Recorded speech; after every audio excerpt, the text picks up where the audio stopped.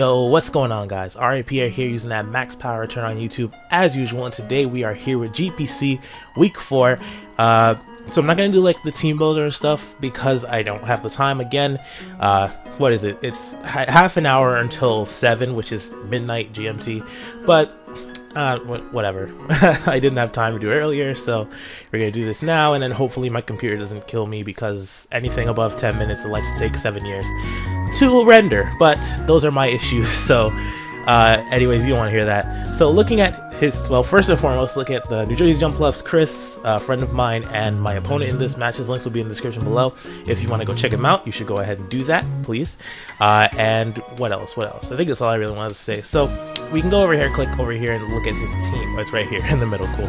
So he's got Victini, Zapdos, Milotic, Crocodile, Cresselia, Hitmontop, Registeel, Qrem, Cradle-Eye, and Mega Pinsir. Now, Victini, of course, is always threatening, but as you can see in this replay, he did not bring it this week. So it was kind of a little bit relief, but at the same time, well, actually, no, it was a relief because I had to tailor speed for Pinsir, so I didn't really have to do anything as far as Victini goes. Plus, if it's Scarf, it's going to outspeed everything on my team. Anyways, everything relevant.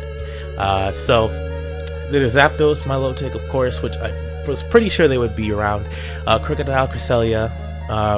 I didn't think you would bring him on top. It's not the greatest option for against my team, especially. Registeel, Qrem. I felt like a Scarfed Qrem would be the set he would bring because of the fact that I do have Landorus Eye and the fact that it could OHKO it with Ice Beam.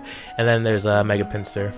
So yeah, now we look at his actual team. He actually has the Qrem, he has Cresselia. I'll talk about sets later as we get into the match. Zapdos, of course, Mega Pinsir, Crocodile, and Milotic. So pretty solid team. I probably should have seen a couple things coming just from team preview, but nevertheless, we'll go ahead and get into this. There are a couple misplays at the beginning and in the middle, and not really towards the end, but yeah, we'll go through this as it goes on. So he's gonna lead Zapdos. As I lead with Diancie, I just want to lead Protect, get myself Mega Evolve so I'm faster, and see what I can do later on down the line. So he's gonna go ahead and go for a Hidden Power Steal. The fact that he showed Hidden Power here, it was very obvious it was Steal. So I'm gonna go ahead and switch into Diancie, who can take any hit. Diancie, excuse me, Meloetta, who can take any hit, and he Volt Switches out into what's his name here? This guy, Crocodile. So that's actually really frustrating because, well, honestly, I probably, in hindsight, I should have seen this coming in the first place. But this puts me in a position where if he pursuits and I switch out, I'm gone.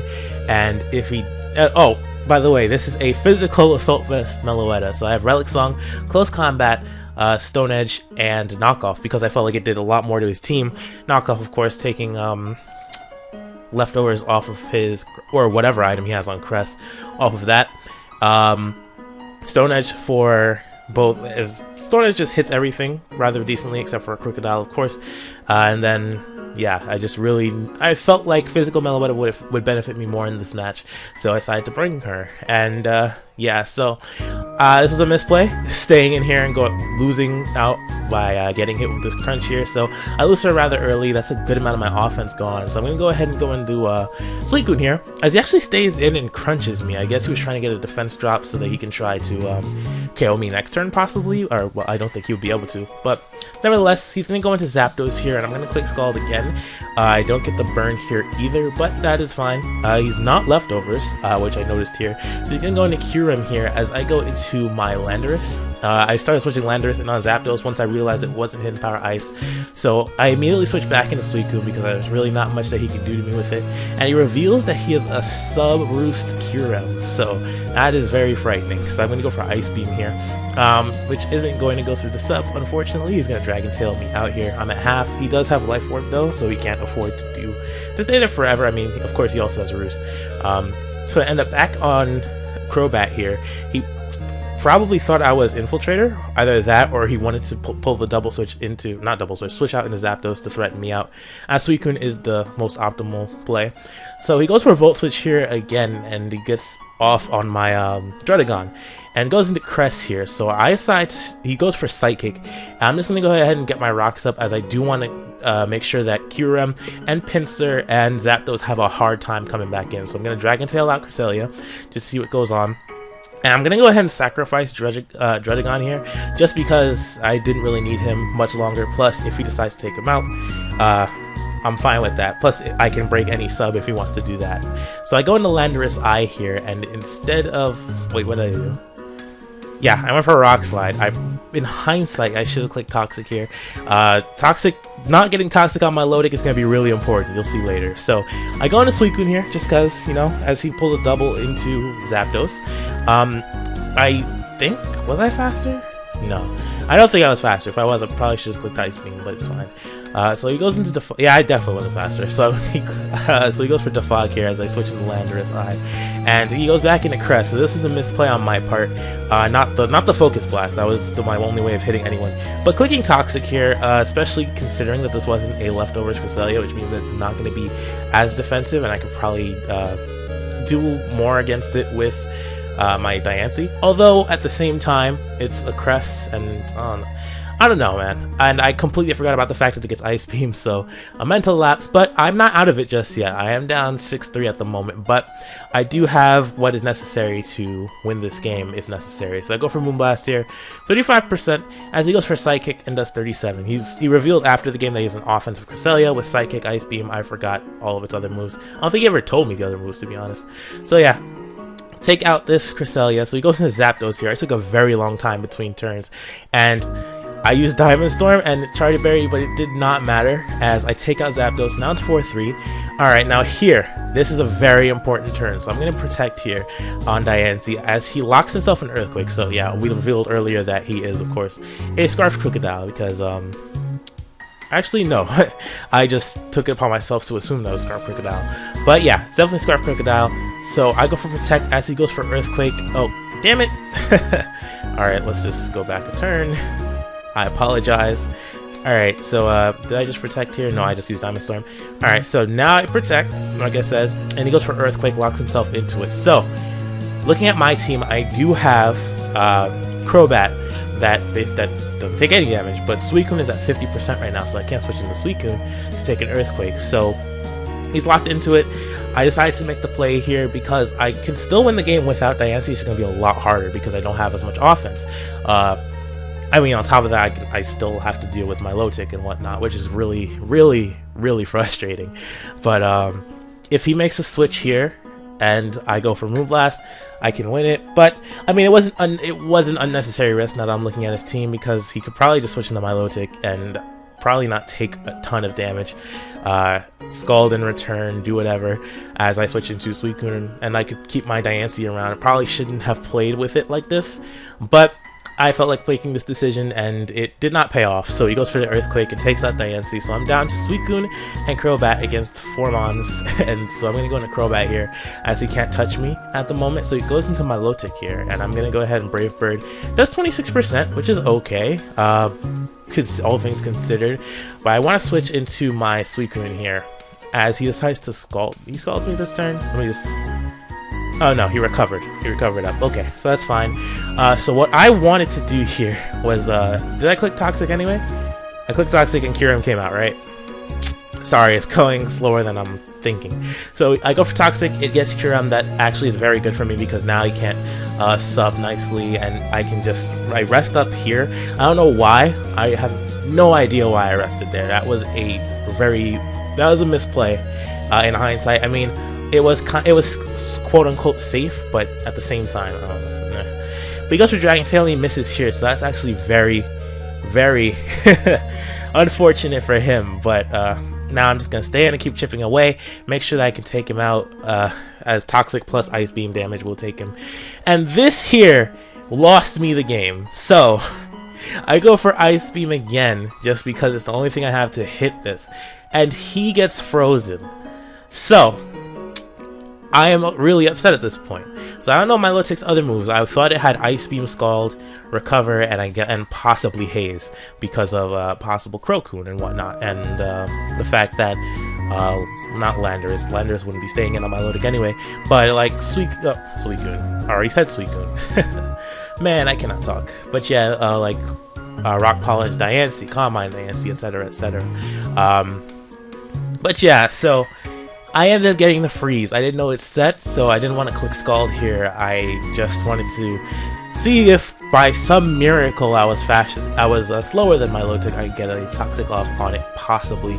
But he's gonna get frozen here, which does not benefit me at all. I go for toxic, and then yeah, bounces off his ice, and then he toxics me in return. I did not think that he had toxic, although because of the fact that he put it in on Suicune, why not? So I'm gonna go into Crobat here. I'm really annoyed at this point. I'm like, come on, I just need to toxic this thing and I will be just fine. So Crobat actually had a chance to do a good amount of work in this game, so I go for Brave Bird on this Kyurem, take him out. So he cannot go into Pinsir right now, so he goes in Crocodile. I know that this is basically just gonna Stone Edge me, so I'm gonna go ahead and switch out into my Suicune here. As he Stone Edges the Suicune, I'm gonna click Scald, just so I can. Oh, did I click Ice Beam? Yeah, I clicked Toxic because I thought he would switch back into my low tick. Sorry. But yeah, so he goes into Pinsir here. I'm not scared of Pinsir right now, but I don't necessarily need this. Like, the game was pretty much over right here. In hindsight, maybe if I had rested, I would have been fine later on. But he decides to go into Pinsir here, and he's going to go for Return again, which is going to take out my Suicune for Ice Beam in case he Mega Evolved before. Which would have done more. So I go into Crobat here, who only takes 30% from that quick attack, which is really nice. And I'm going to Brave Bird this Pinsir down, which takes it out. So then he's going to go into his Crocodile here. And I thought it was game over if he hits a Stone Edge or not if he doesn't, but he goes for Crunch. Basically, he had won the game at this point for the most part anyway, but going for Crunch there actually allowed me to lose with the 1 differential. So here is what I mean, where the fact that Suicune froze this my low tick, the fact that I get hacks at the most suboptimal times is just beyond me. But nevertheless, this my low tick is just fine. It's just hanging out there. I do have Super Fang on this Crobat, but I don't know if I'm gonna be able to trade with it enough to get it low enough to where a Brave Bird could even have a chance, even with a crit. And so I'm gonna roost here. All I needed was a Toxic. All I needed was a Toxic, and that Ice Beam freeze cost me the match. I mean, granted, I made some stupid plays before that made me lose my offensive mons. Some stupid, but some that were just risky on my part. Some that were like unnecessarily risky on my part as well. But yeah, so we can actually skip from here. I meant to go to turn. What is it? 57 or something? Anyways, so from here we lose the game. And yeah, I tried to stall. Like, oh, okay. Wait, we got to 40. I stopped at 41. I definitely clicked 57. Oh, well, I'll just let this go out in my let this go out now. So yeah, it's unfortunate that this happened. The burn basically sealed the victory for him. But you know, it's actually boosted my morale a little bit. It also proves that I'm human. You know, stuff happens, and I just was not ready for how this match would unfold. That was the most. Everybody, you know what? Most of the time you're like, yeah, I got the freeze, I could do something. This time I was like, no, why are you freezing? Come on. Although in hindsight, well, I don't know. I just wanted to take out that Kyurem so bad, so I just went for the Ice Beam, rather than toxicking on a switch or anything. I thought he would probably try to sack off Kyurem there, as it wouldn't be of much use to him against Crobat, which is faster and can take him out from a lower HP. And I don't know, man. I don't know, but I did end up stalling him for quite some time. I was allowing some time for myself to think and calc as well, and I was like, you know what, fuck it, I lose, and that is how it goes. Why are we still here? Let's try 60. I'm not sure if this battle was 60 turns, but okay, no, it did. Alright, well, you're still seeing this, but until we meet again, alright, peace out. I will catch you all next week. We're down, but we're not out. We are 2nd place right now in our division. 70? Oh, 62. Okay, I quit there. Yeah, so That's gonna be, it's 42%, man. Look at this. This battle carried on an extra 25 turns. My Milotic is not living toxic for 25 turns. Like, come on, guys. But yeah, honestly, at the same time, if it had been toxic, he still had an 80% chance to win that, because of if my Milotic had been toxic, he would just click Stone Edge with Crocodile, and then it would have been up to RNG to whether or not I win. Although I did also have a 90% chance to toxic my Milotic earlier. A 90% chance to not freeze and then toxic my Milotic earlier. But you know what? It happens. He deserved this. He played like a champ. Even though it was just a 1-0, it definitely felt like I was reeling from the beginning. And, you know, hats off to him. He did really well. So everybody in my division is 2-2, except for Connor, who's on top with 3-1, and Gareth, who's at the bottom at 1-3. But everybody is competitive, and we are getting into the mid-season tournament. There are 4 weeks left after the mid-season tournament, and hopefully I can go 4-0 in those weeks, or at least 3-1, and then we can go ahead and see what happens after this. So I do hope that you guys enjoyed this one. Unfortunate again, but he played like the man. He played like the man. He did what he had to do to win this game. So make sure you go check him out. His links will be in the description below. New Jersey Jumpluffs, Christian, and I'll catch you all later. Goodbye.